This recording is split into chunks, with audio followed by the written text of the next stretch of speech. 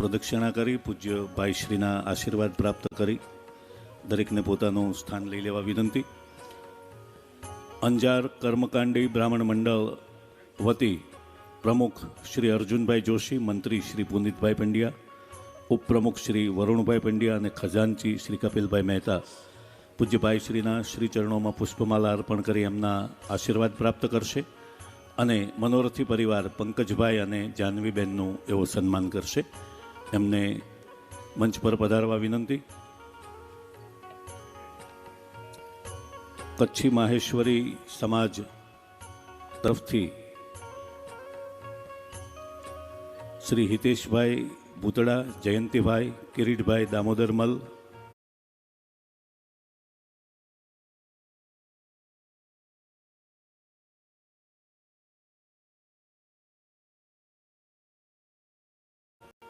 ધીરેન્દ્રભાઈ અને મણિલાલભાઈ મલ એમને પધારવા વિનંતી. એવો પણ પૂજ્યભાઈ શ્રીના આશીર્વાદ પ્રાપ્ત કરશે, એમના ચરણોમાં પુષ્પમાલા અર્પણ કરશે અને જાહ્નવીબેન અને પંકજભાઈનું એવો સન્માન કરશે.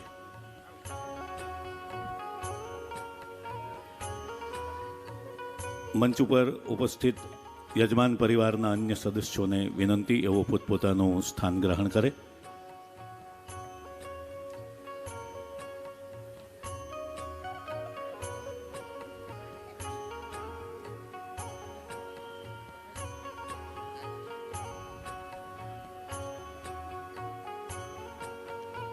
આવો અંજાર કર્મકાંડી બ્રાહ્મણ મંડળને અહીંયા પધારવા વિનંતી છે.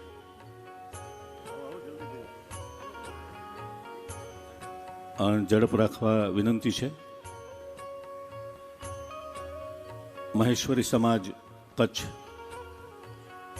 સૌ જે હોદ્દેદારોના અહીંયાથી નામ બોલાયા છે પ્રતિનિધિ રૂપ, એમને પણ અહીંયા ઉપસ્થિત થઈ પૂજ્ય ભાઈશ્રીના શ્રી ચરણોમાં પુષ્પમાલા અર્પણ કરી એમના આશીર્વાદ પ્રાપ્ત કરી યજમાન પરિવારનું એવો સન્માન કરે.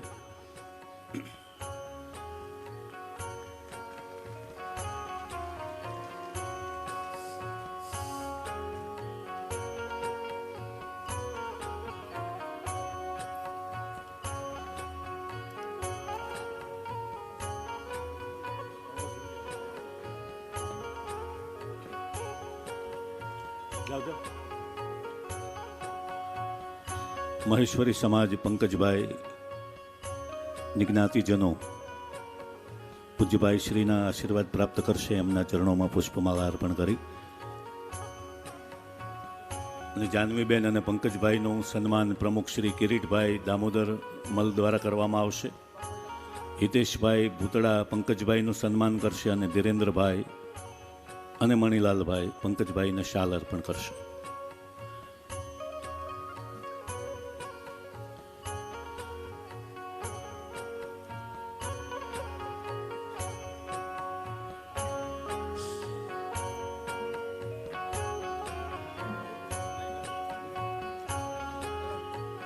પંકજભાઈ અને જાહ્નવીબેનનું સન્માન પણ સમાજના પ્રતિનિધિ રૂપ હોદ્દેદારો એમનું શાલ અને પાઘડીથી સન્માન કરશે.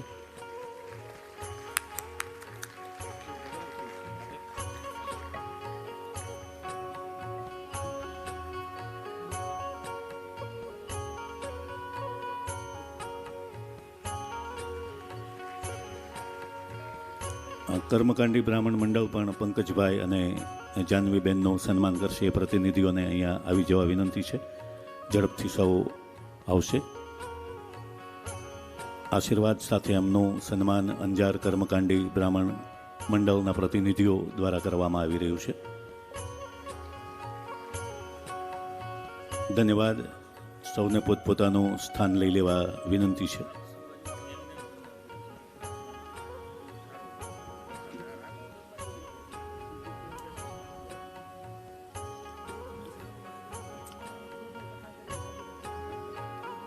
માતાના સંકલ્પની ઈચ્છા પૂર્તિ માટે દીકરીએ કરેલું આયોજન, જે અમારું નહીં પણ આપણું આયોજનના ભાવ સાથે આયોજન કર્યું, એ ઈશ્વર કૃપાથી અને ઠાકોરજીની કૃપાથી પૂજ્ય ભાઈશ્રીના આશીર્વાદથી ખૂબ સારી રીતે સંપન્ન થઈ રહ્યું છે. અહીંયા આપણે તત્વદર્શન માસિક પત્રિકાના આજના પેટ્રન સદસ્ય વિનોદકુમાર નારાયણજી આચાર્યને પણ પૂજ્યભાઈ શ્રી આશીર્વાદ અને પ્રસાદી અર્પણ કરશે.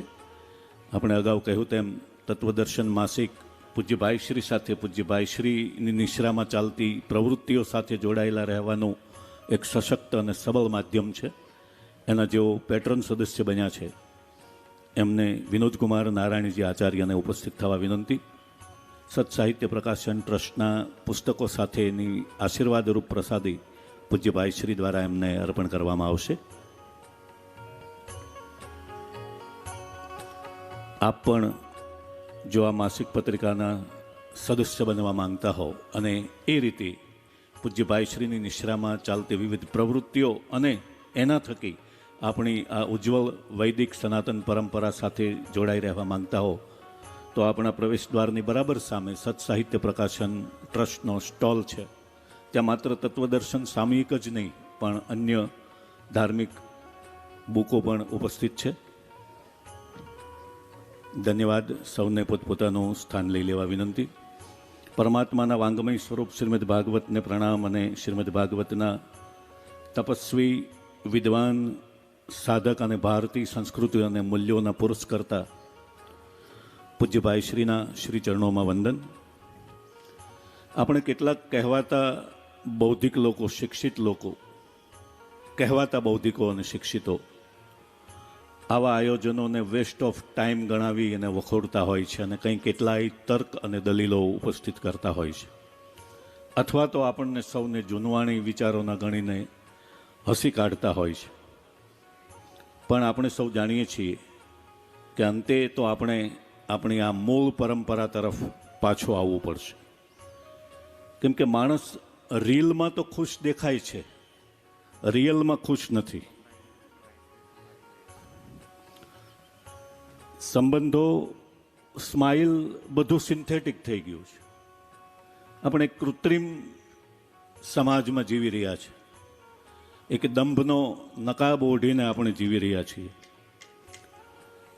ફૂલો તો સિન્થેટિક થઈ ગયા ત્યાં સુધી વાંધો નહોતો, પણ ફૂલ જેવી મુસ્કુરાહટ પણ સિન્થેટિક થઈ ગઈ છે. એટલે હમણાં એક મિત્રએ બહુ સરસ વાત કરી કે નોટો એકઠી ન કરો, બદલાઈ જશે. મિત્રો એકઠા કરો, જૂના પણ ચાલ્યા જશે. અહીંયા પંકજભાઈએ ભરતભાઈ અને સુધીરસિંહ જેવા મિત્રો એકઠા કર્યા છે, જેમણે આ સમગ્ર આયોજનને ઉપાડી લીધું છે. એવા પ્રોફેશનલ આપણે થઈ ગયા છીએ કે કશું જ બીજું આપણને સૂઝતું નથી. સમય ઘણો થયો છે, પણ પૂજ્ય ભાઈશ્રીને પણ ગમશે, એમની અનુમતિ હોય તો એક 5 પંક્તિઓ રજૂ કરું, પૂજ્ય ભાઈશ્રી આજ્ઞા આપે તો. પતંગિયાની પાંખો છાપે, માણસ છે બિઝનેસ કરે છે. પતંગિયાની પાંખો છાપે, માણસ છે બિઝનેસ કરે છે. ઝાકળ પણ પાઉચમાં આપે, માણસ છે બિઝનેસ કરે છે. અજવાળાનો સ્ટોક કરીને, સૂરજને પણ બ્લોક કરીને, પોતે તડકો થઈને વ્યાપે, માણસ છે બિઝનેસ કરે છે. સંબંધોની ફાઇલ રાખીને ચહેરા પર સ્માઇલ રાખીને લાગણીઓ લેસરથી કાપે, માણસ છે બિઝનેસ કરે છે.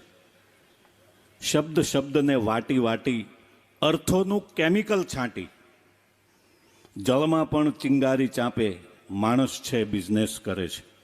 કલરવને પણ ટેપ કરીને, પંખીઓના કલરવને પણ ટેપ કરીને, કંઠ ઉપર પણ રેપ કરીને, રેપ નહીં રેપ, કંઠ ઉપર પણ રેપ કરીને માગે તે ટહુકા આલાપે, માણસ છે બિઝનેસ કરે છે. પોતાનું આકાશ બનાવી, સૂરજ ચંદ્ર તારા ગણાવી, વાદળ ફૂટપટ્ટીથી માપે, માણસ છે બિઝનેસ કરે છે. આવા યુગમાં આપણે જીવી રહ્યા છીએ, ત્યારે આપણને આપણા સંબંધોનું મૂલ્ય, માનવી લાગણીઓનું મૂલ્ય સમજાવે છે આવા ગ્રંથો. અને એ ગ્રંથોનું શ્રવણ પણ જ્યારે પૂજ્ય ભાઈશ્રી જેવા એક વિદ્વાન પુરુષના, એક પવિત્ર પુરુષના કંઠેથી હોય, ત્યારે એનો મહિમા વધી જતો હોય છે. આવો પૂજ્ય ભાઈશ્રીના શ્રી ચરણોમાં વંદન સાથે વિનંતી કરીએ. શ્રી કૃષ્ણ ચરિત્રની કથાનું આપણને રસપાન કરાવે. કચ્છ મહેશ્વરી સમાજ તરફથી એક આભારનો પત્ર આવ્યો છે, એનો આપણે કથા વિરામ સમયે આપણે વાંચન કરીશું. અત્યારે આપણે કથા પ્રવાહ તરફ જોડાઈએ. જય શ્રી કૃષ્ણ. હરિઓમ.